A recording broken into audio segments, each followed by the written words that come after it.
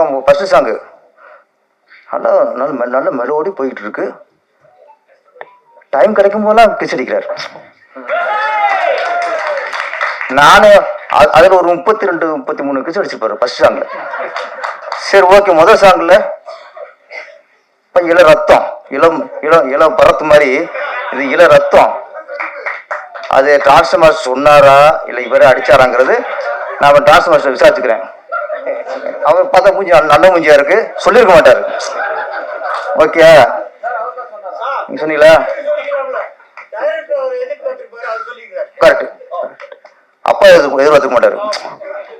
இப்ப அவரு இளங்க பார்க்கும்போது ஷாக் ஆயிருக்காங்க, நம்ம பையனா பூந்து விளையாடுறான்,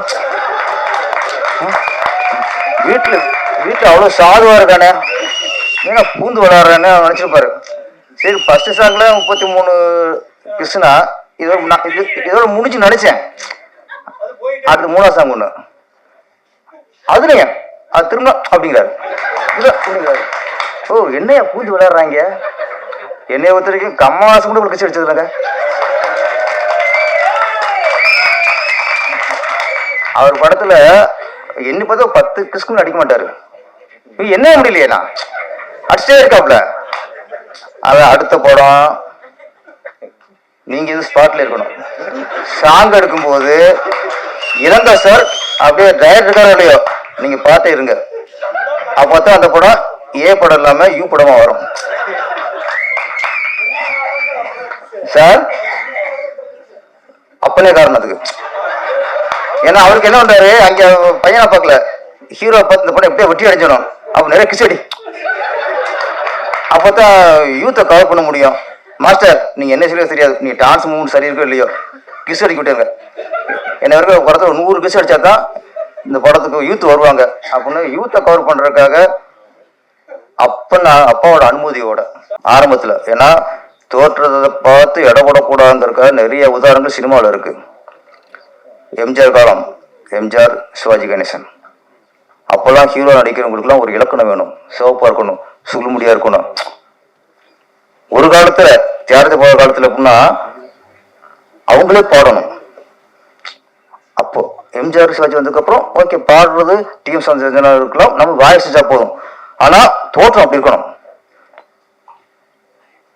கமலஹாசன் வந்தாரு, உங்களுக்கு சிவகுமார் எல்லாம் அழகு அழகு அழகு, சிவப்பு சிவப்பு சிவப்பு.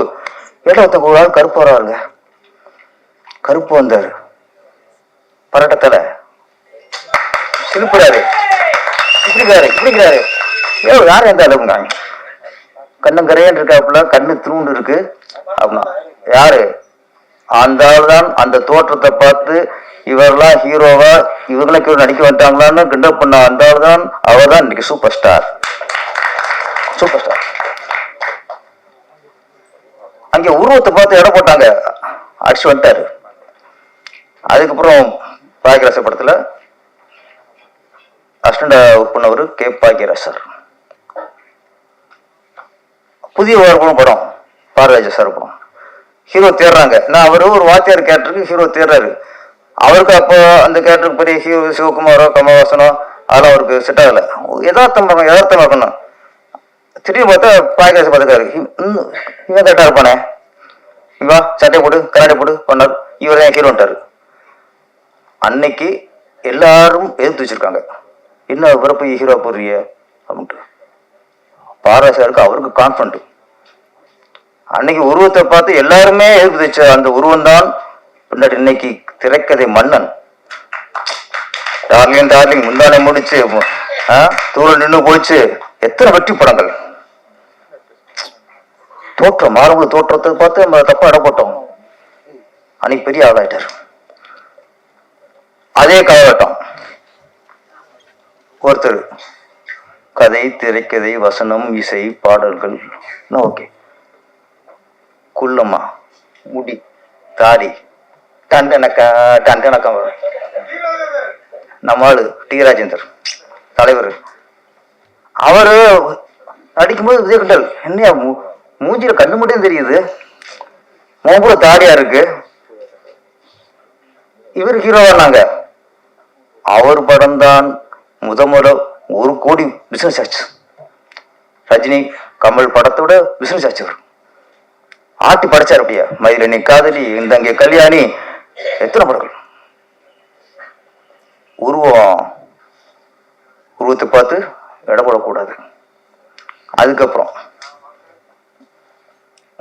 கஸ்தூராஜா டைரக்டர், சொந்த படம்,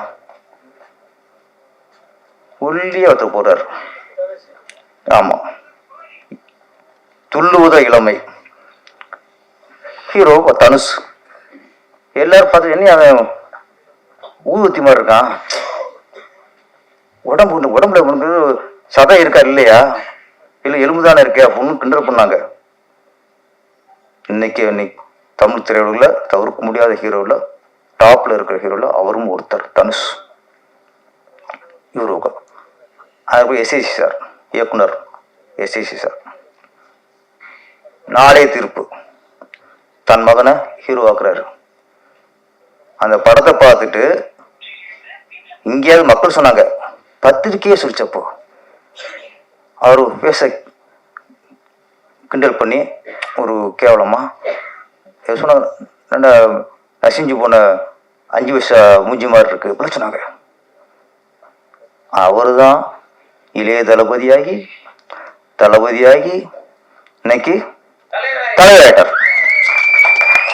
இதுல இருந்து என்ன தெரியுது அப்படின்னா, யாரையும் உருவத்தை பார்த்து நம்ம எடை போடக்கூடாது. அவனுக்குள்ள பவர் எப்போ வெளியே வரும், அவனுக்கு திறமை எப்போ வருமோ இப்போ வெளியே வரும். தோற்றத்திற்கும் திறமைக்கும் சம்பந்தமே இல்லை. அது மாதிரி திரையுலகில் நிறைய நடிகளாக இருக்கட்டும், இயக்குநர்களாக இருக்கட்டும், தோற்றத்தை பார்த்துமே எடை போட்ட கூடாது. இந்த விழாவிற்கு வந்திருக்கக்கூடிய சிறப்பு விருந்தினர் நம்ம எல்லாரையும், முக்கியமாக தோற்றம் படக்குழுவினர் வாழ்த்துறதுக்காகவும் இன்னும் நிறைய சினிமா பற்றின கருத்துக்களையும் பகிர்ந்துட்டுருக்காக திரைப்பட இயக்குனர் மற்றும் இயக்குனர் சங்கத்தினுடைய செயலாளர் திரு பேரரசு அவர்களை வாழ்த்துமாறு அன்போடு கேட்டுக்கொள்கிறோம். அனைவருக்கும் வணக்கம். இந்த இசை வெளியீட்டு விழா ரொம்ப ஒரு ஆரவாரத்தோட, சுறுசுறுப்போட, பரபரப்போட, எழுச்சியோட, புத்துணர்ச்சியோட என்னோட சொல்லலாம். நான் அவ்வளவு எனர்ஜியா நீங்கள் இருக்கீங்க.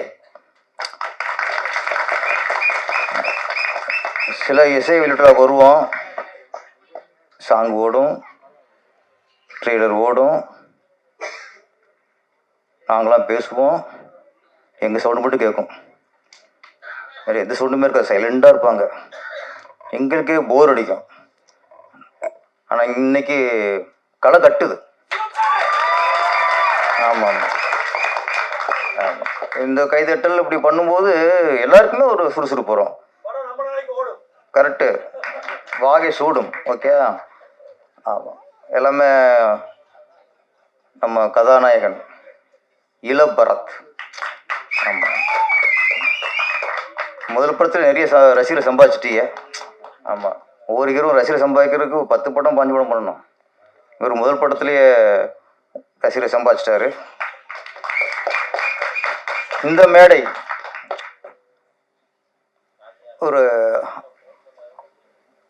ஒரு பாசமான மேடை, அன்பான மேடை. ஏன்னா இங்கே பாசங்கிறது பார்த்தா தன் பையனுக்கு அப்பா படம் எடுத்துருக்கிறாரு, அது பாசம். அன்பு, நிறைய அன்புள்ளங்கள் அவங்க வாழ்த்து வந்திருக்காங்க. அன்பும் பாசம் இருந்தாலும் வெற்றி தான். முதல்ல இந்த படத்தை வாழ்த்தி சென்ற ராஜன் சார், மோகன்ஜி சார், இங்கே வாழ்த்து வந்திருக்கிற இயக்குனர் Ravichandran sir, Padmaraj sir, Murugan sir. இப்போ இது வேறு சார்னால பயமாக இருக்குது. இது யார் இந்த சார்னு தேடிக்கிருக்காங்க. இது நிறைய சாரை போட்டு இதில் எந்த சார்னு அவங்க விசாரணைக்கு வந்துடுறாங்க. இப்போ பத்மராஜ் பேசும்போது அவர் என்னை கோர்த்து விட்டார். ராஜன் அண்ணன் அவர்களுக்கும் என்னை பேர தமிழ் சொல்லியிருக்கலாம், ராஜன் அண்ணன் அவர்களுக்கும் பேர சார் அப்படின்ட்டார். எனக்கு பகீருங்குது. என்னோட ஏற்கனவே யார் அந்த சார் எங்கே ஒரு தேடிக்கிருக்காங்க. பேரரசு சார்னு ஒன்று இவர் தான் அந்த சாரான்ட்டு நம்மகிட்ட வந்து நம்மளை கூப்பிட்றாம. அதனால் இப்போ கொஞ்ச நாளைக்கு நம்ம சாரும் சொல்கிறதையே தவிர்த்துருவோம்.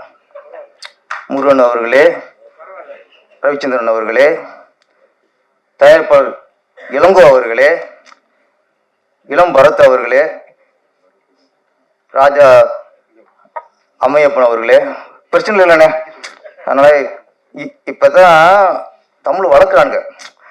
நம்ம சார் சொன்னோம்ல, இப்போ சார் சொல்ல பயப்படுறோமா, இப்போ அவர்களுங்கள இதனால தமிழ் வளருது. இது ஒன்று தான் நம்மளுக்கு நடக்குது.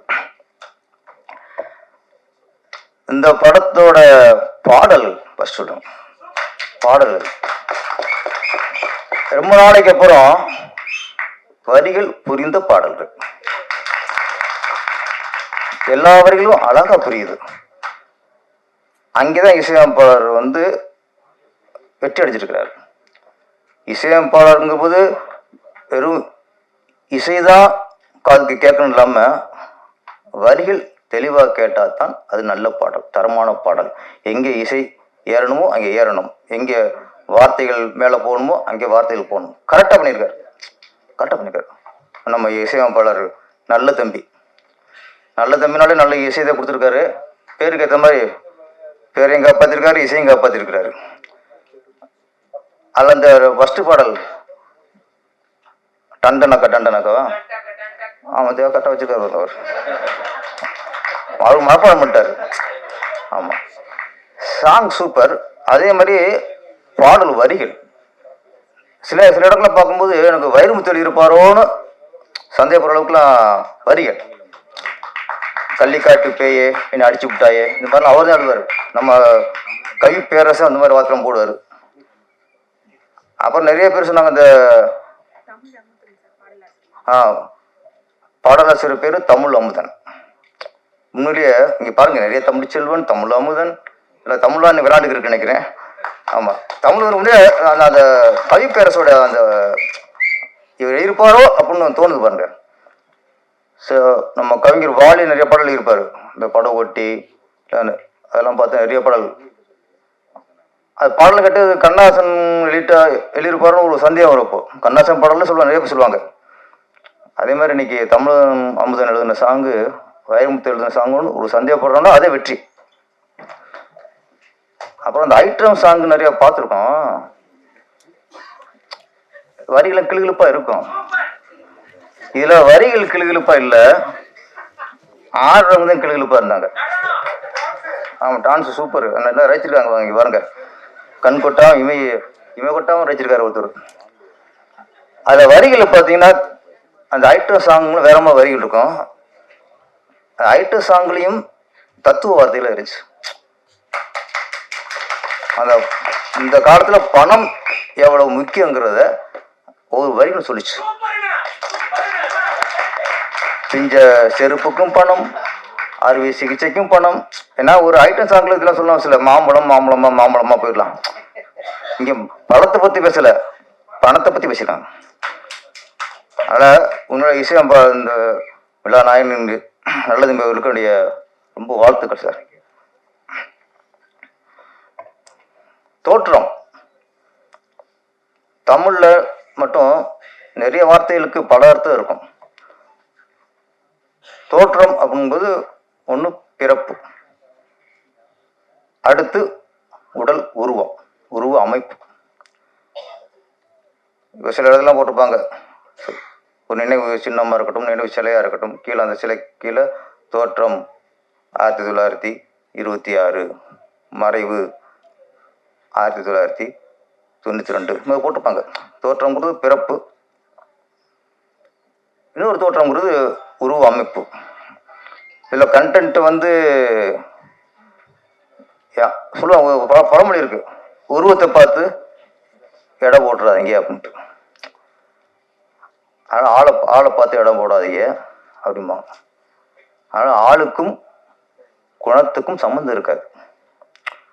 ஆளை பார்த்தா கரம்புடா இருப்பான், உள்ள அப்படியே பூமாக இருக்கும். சொல்லுவாங்களே, பலாப்பழம் வந்து பார்த்தா வெளியே முள்ளுமுள்ளா இருக்கும், தொட்டா குத்திருமோன்னு இருக்கும், உள்ளே பார்த்தா சொல்ல சொல்லையாக இருக்கும். பலாப்பழம் போது சரி ஓகே, இந்த அந்த ஏரியா நினைக்கிறேன், அதனால் பலாப்பழத்தை சொல்கிறேன். அதனால் பலாப்பழத்தை டக்குன்னு புரியும் உங்களுக்கு. அது மாதிரி தோற்றம். இப்போ இங்கே பாருங்க, நான் ஃபஸ்ட்டு இந்த யார் தோற்றத்தை பார்த்து வியந்தேன்னா, நம்ம புடிச்சல் தோற்றத்தை பார்த்து நான் வியந்தேன். இளங்கோ அவரை புடிச்சல் பார்த்து நான் வியந்தேன். ஏன்னா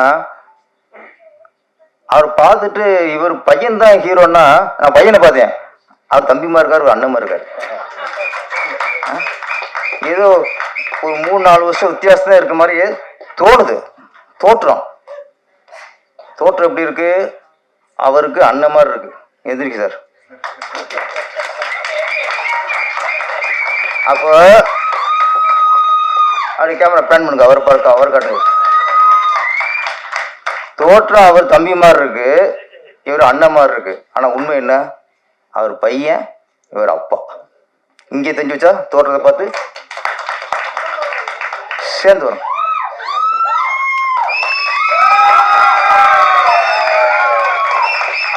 இதுவே பெரிய உதாரணம்.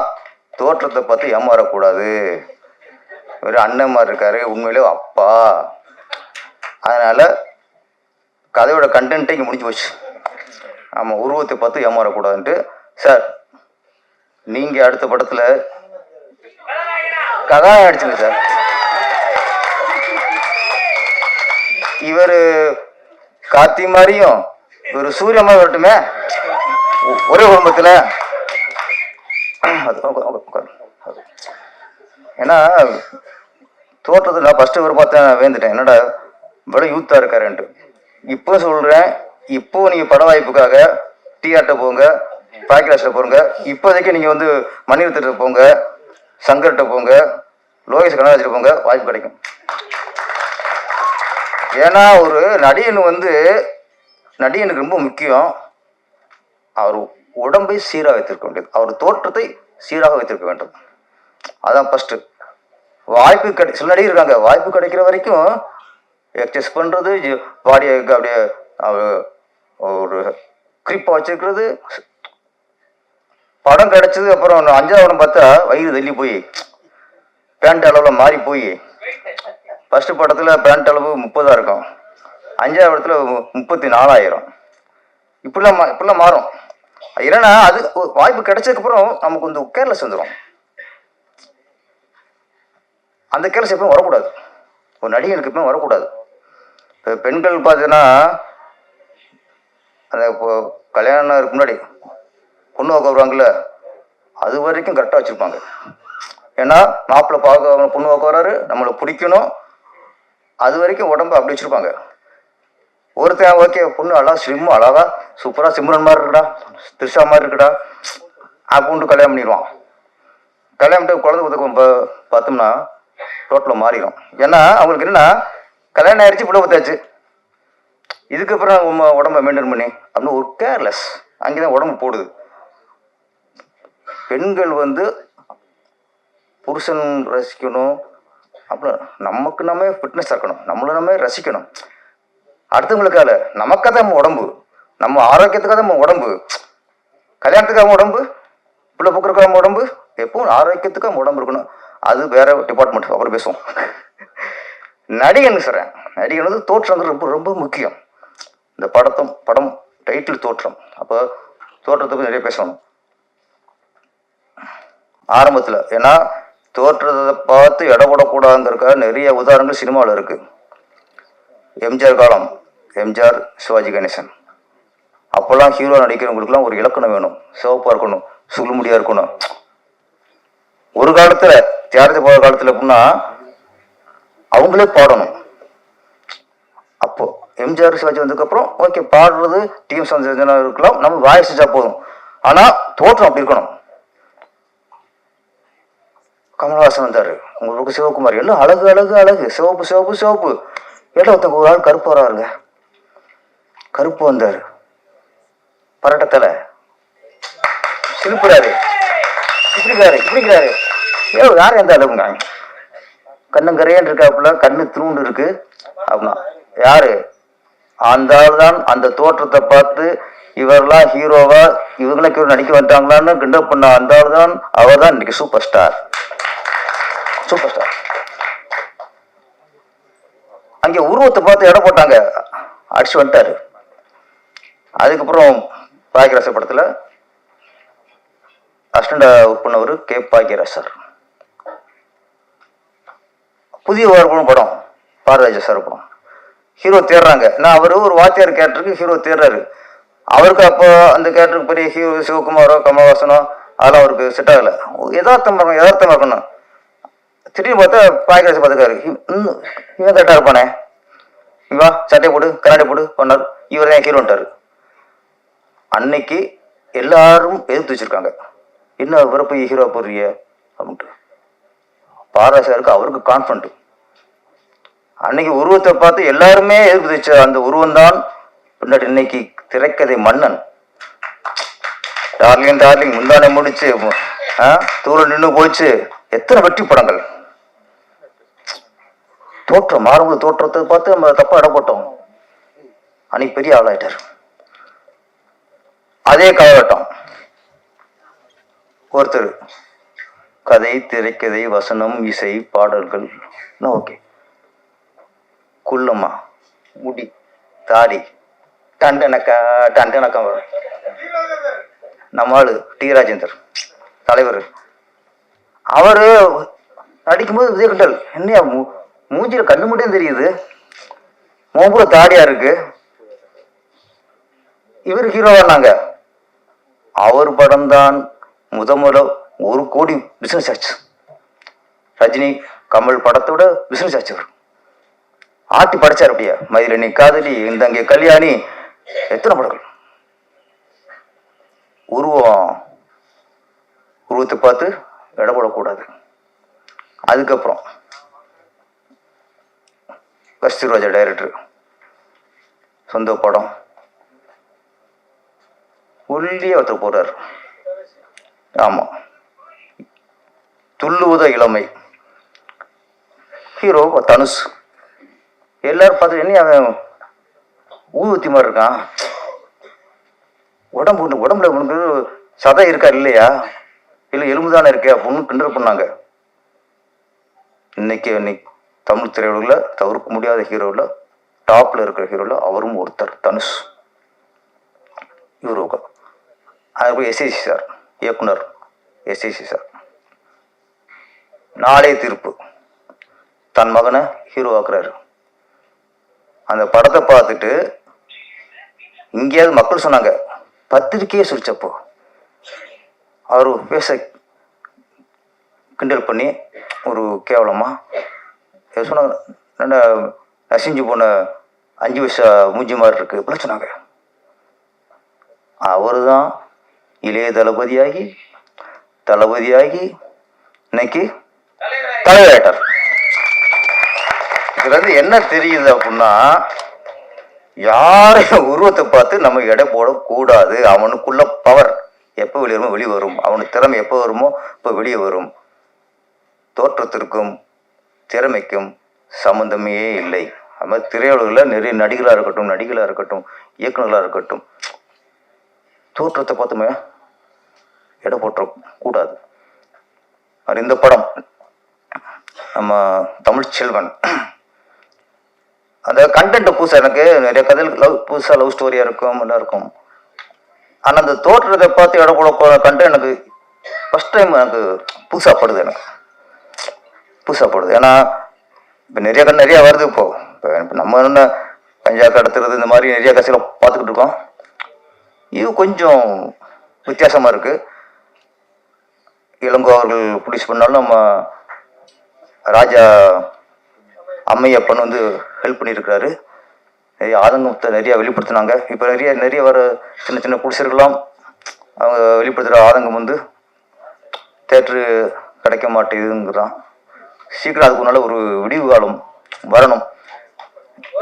வரும். ஏன்னா சின்ன படங்கள் தான் சிறிய டெக்னீஷியன்களையும் சிறிய நடிகர்களுக்கும் வாய்ப்பு கொடுக்குது, அவங்களுக்கு ஒரு வாழ்வாரத்தை கொடுக்குது. பெரிய படங்கள்லாம் நம்பர் 1 மியூசிக் டைரக்டர், நம்பர் 1 கவிஞர், நம்பர் 1 கேமராமேன், நம்பர் 1 எடிட்ரு ஏற்கனவே கொடுக்குன்னு சம்பாதிச்சவங்களுக்கு அது வேலை வைப்பாங்க. ஆனால் ராஜா அம்மையப்பன் மாதிரி நம்ம இளங்கோ அவர்கள் மாதிரி சிறிய பிடிச்சி படம் பண்ணும்போது அங்கேதான் சிறிய இசையமைப்பாளர், சிறிய பாடலாசிரியர், சிறிய காஸ்டியூமர், சிறிய மேக்கப் மேன், சிறிய கேமராமேன், சிறிய சின்ன சின்ன நடிகர்கள் இவங்களுக்கெல்லாம் பல கால வேலை இல்லாமல் இருக்கும். அப்போ இந்த மாதிரி சின்ன தயாரிப்பாளர் தான் திரையுலகில் சின்னஞ்சிறிய டெக்னீஷியன்லையும் நடிகர்களையும் காப்பாற்றுறது நீங்கள் தான் சார், நீங்கள் தான். அப்போ திரையுலகில் சின்ன சின்ன டெக்னீஷியன்லாம் காப்பாற்றுற உங்களை யார் காப்பாற்றுறது? சிறிய பிடிச்சல யார் காப்பாற்றுறது? அதுக்கு ஒரு விடிவு காலம் வரணும். எல்லாம் சொன்னாங்க சங்கங்கள்லாம் முயற்சி பண்ணுங்கிட்டு. சீக்கிரம் வரும் சார், சீக்கிரம் விடிவு காலம் வரும். சின்ன படங்கள் இப்போது சொன்னாங்க ரப்பர் பந்து ஜெயிச்சது, சின்ன சின்ன படம் ஜெயிச்சது. இந்த படம் ஜெயிக்கும், இன்னும் ஒரு 4 சின்ன படம் ஜெயிக்கும் போது அப்போ தியேட்டருக்காரங்களுக்கு பயம் வரும். ஏன்னா பெரிய படங்கள்லாம் போட்டு லாஸ் ஆகி போச்சு, சின்ன படங்கள் தானே வெற்றி அடைஞ்சு வசூலை கொடுக்குது. அப்போ ஒரு சின்ன படம் வரும்போது இது ஜெயிச்சிருமோ, இந்த படம் ஜெயிச்சிருமோ, இந்த சின்ன படம் ஜெயிச்சிருமோ அப்படின்னு சின்ன படம் ஜெயிச்சிருமோன்னு அவங்களுக்கு ஒரு நம்பிக்கையும் பயம் வரும். அது வரணும்னா சிறிய படங்கள் ஜெயிக்கணும். வருஷத்துல சின்ன படம் ஜெயிக்கட்டும், அடுத்த வருஷம் எல்லா சின்ன படம் தேட்டருக்காரங்க வாங்குவாங்க. ஏன்னா தேட்டருக்காரங்க அவங்க என்னன்னா அவங்களுக்கும் சின்ன படங்கள் ரிலீஸ் பண்ணி ஆளே வரலைங்கிற குற்றத்தை வைக்கிறாங்க. அவங்க சைடு ஒரு நியாயம் இருக்கு, அவங்களுக்கு பயம் இருக்கு. நம்ம தேட்டர் கொடுத்துறோம், 10 வராங்க, 20 வராங்க, அப்படி பயம் இருக்கு. அந்த பயத்தை போக்கணும்னா நம்ம அவங்கள குறைச்சிட்டு இருக்கக்கூடாது. சிறிய படங்கள் ஜெயிக்கணும். சிறிய படங்கள் நல்ல கதையை பண்ணி நல்ல ஒரு ஸ்க்ரீனில் பண்ணி தரமாக கொடுத்தீங்கன்னா கண்டிப்பாக மக்கள் வரவேற்பார்கள். அதுக்கு இந்த வருஷமே நிறைய படங்கள் உதாரணம். அந்த உதாரணத்தில் இந்த தோற்றமும் ஒன்று.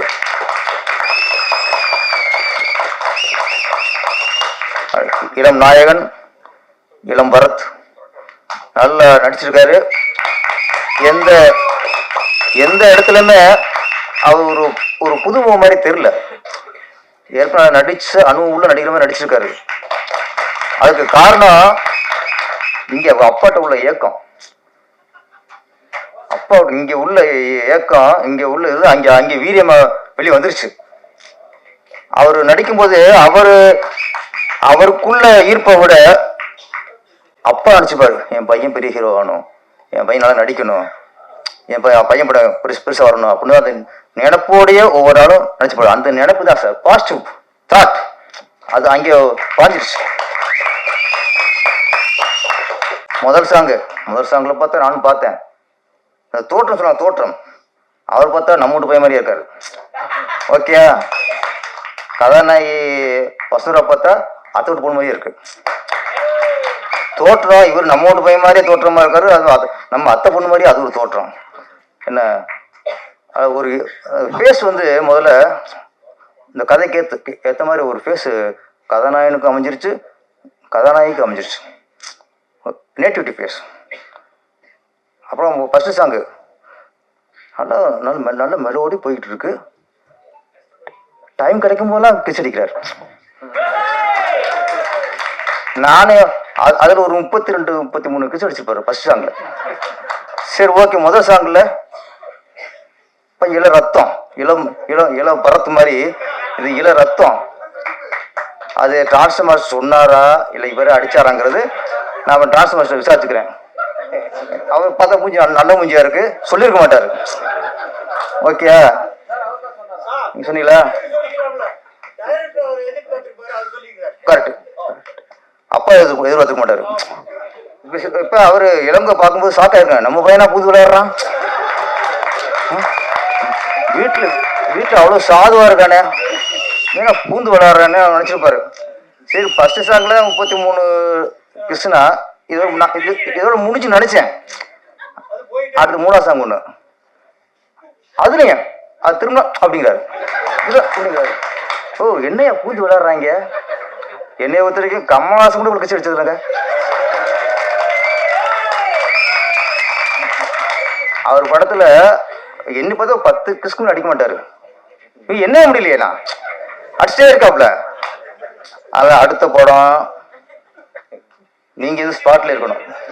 சாங் எடுக்கும்போது இளங்க சார் அப்படியே டைரக்டர் இருக்காரோ இல்லையோ, நீங்க பார்த்து இருங்க. அப்போதான் அந்த படம் ஏ படம் இல்லாம யூ படமா வரும். சார் அப்பனே காரணம் அதுக்கு. ஏன்னா அவருக்கு என்ன பண்றாரு, அங்க பையனை பார்க்கல, ஹீரோ பார்த்து இந்த படம் எப்படியே வெட்டி அடைஞ்சிடும். அப்ப நிறைய கிச்சடி. அப்போதான் யூத்தை கவர் பண்ண முடியும். மாஸ்டர் நீங்க என்ன சரியா தெரியாது, நீ டான்ஸ் மூவ்மெண்ட் சரி இருக்கோ இல்லையோ, கிஸ் அடிக்க விட்டுருங்க.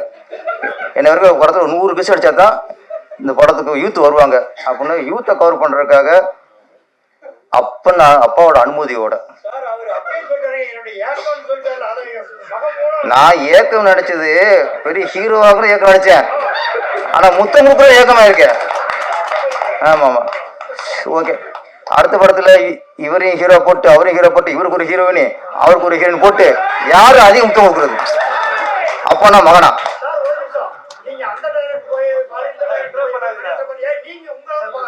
ஓகே சார் என்னையே பாக்குறாரு, நானே சொல்றேன் நீங்க தான் சார் படத்துக்கு ஹீரோ போ முடிஞ்சா. ஆமா தோற்றம் ஏற்கனவே சொன்னார். ஃபர்ஸ்ட் தோற்றம் ஒரு திரையுலகுக்கு ஒரு மாற்றம், உங்க எல்லாருக்குமே இது ஒரு ஏற்றமாக உருவாகி மிகப்பெரிய வெற்றி அடைந்து எல்லாருக்கும் நல்ல பேரையும் புகழையும் கொடுக்க வாழ்த்துக்கிறேன். அனைவருக்கும் இனிய பொங்கல் நல்வாழ்த்துக்கள். வணக்கம். நன்றி. நன்றி. நன்றி. படக்குழுவினரோட ஒரு குரூப் பிக். அதுக்கு முன்னாடி நம்மளுடைய சிறப்பு விருந்தினர் இயக்குனர் பேரரசு அவர்களுடைய கரங்களால நடிகர் பாண்டு அவர்களுக்கு பொன்னாடை போற்றுமாறு கேட்டுக்கொள்கிறோம். ஏன்னா இந்த படத்துக்கான முக்கியமான காரணம் அவங்க ப்ரொடியூசருக்கும் டைரக்டருக்கும் இணைப்பு பாலமா இருந்தாருன்னு ப்ரொடியூசரே சொல்லியிருக்கிறாரு. ஸோ அவர் இந்த நேரத்தில் நம்ம வந்து கண்டிப்பாக கௌரவப்படுத்தணும். நன்றி. படக்குழுவினர் அனைவரும் வந்தீங்கன்னா ஒரு குரூப் போட்டோ எடுத்துக்கலாம். தோற்றம் படக்குழுவினர் சார்பாக அனைவருக்கும் எங்களுடைய நன்றிகளை வந்து தெரிவிச்சுக்கிறோம். உங்களுக்கு வெளியில டின்னர் ரெடியா இருக்கு. ஸோ எல்லாரும் சாப்பிட்டு போங்க. Thank you press and media, thanks a lot. உங்களுடைய சப்போர்ட் கண்டிப்பா எங்களுக்கு தேவை.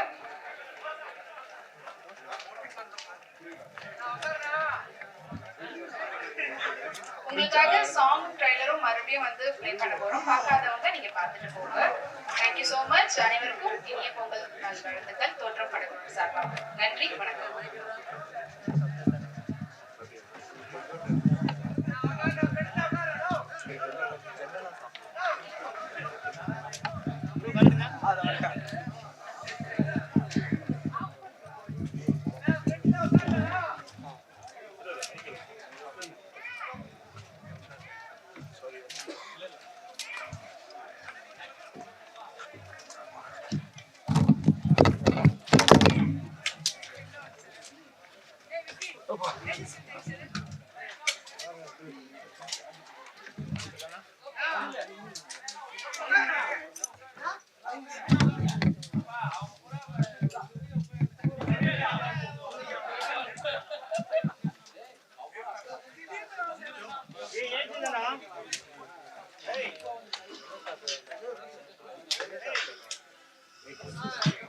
ஹலோ சொல்லுங்க.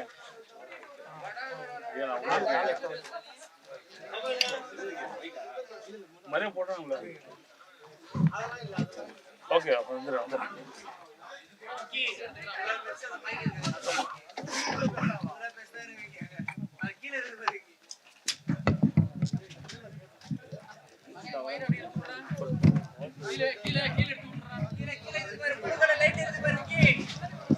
ஓகே